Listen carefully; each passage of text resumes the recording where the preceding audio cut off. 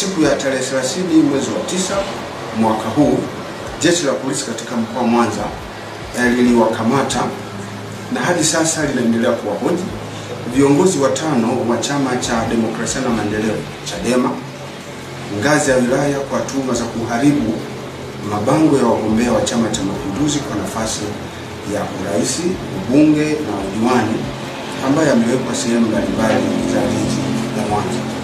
Majina ya viongozi hao wanaoshikiliwa, majina yao ni kama ifuatavyo. Kwanza anaitwa Charles Marwa Chinchibela. Huyu ana umri wa miaka 50. Huyu ni mwenyekiti wa Chadema wilaya ya Nyamagana na mkazi wa mtaa wa Temeke.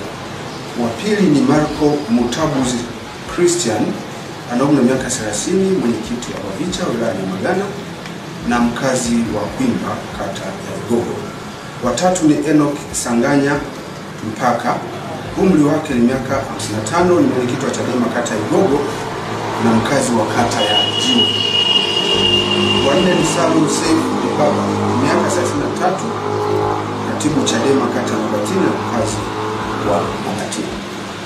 Wa tano ni Dionis Edward Leons, miaka 33, mwenyekiti wa Chadema kata ya Igogo na mkazi wa huko Igogo.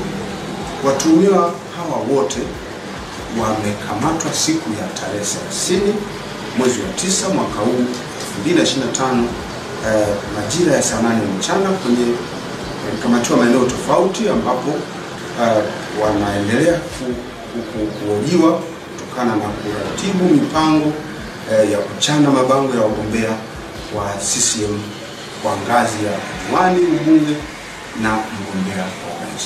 Bila shaka mmeona vyama mbalimbali vimeweka mabango yao kule barabarani, mabango yanayonadi wagombea kwenye nafasi mbalimbali za uongozi. Sasa yale mabango kwa mujibu wa sheria yakiwekwa kule ni kosa kuyabandua au kuyafanyia hujuma ya aina yoyote. Kwa hiyo wanashikiliwa na wanaendelea kuhojiwa kwa tuhuma hizo.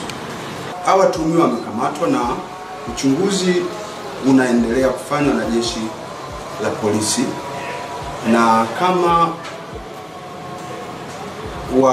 jinsi ambavyo wameshikiliwa, wana swala la dhamana. Nimekuwa nikiulizwa na swala la dhamana. Dhamana ni haki ya watuhumiwa, na kama kuna watu wanaomba dhamana, basi tunawaelekeza wafike kwenye ofisi ya mkuu wa upelelezi wa makosa ya jinai ya mkoa ambayo inaendelea kufanya upelelezi. Kama wanastahili na wana haki ya kupata dhamana kwa sababu ni haki yao, basi utaratibu wa kisheria utafuatwa, lakini uchunguzi wa jambo hilo ungali unaendelea.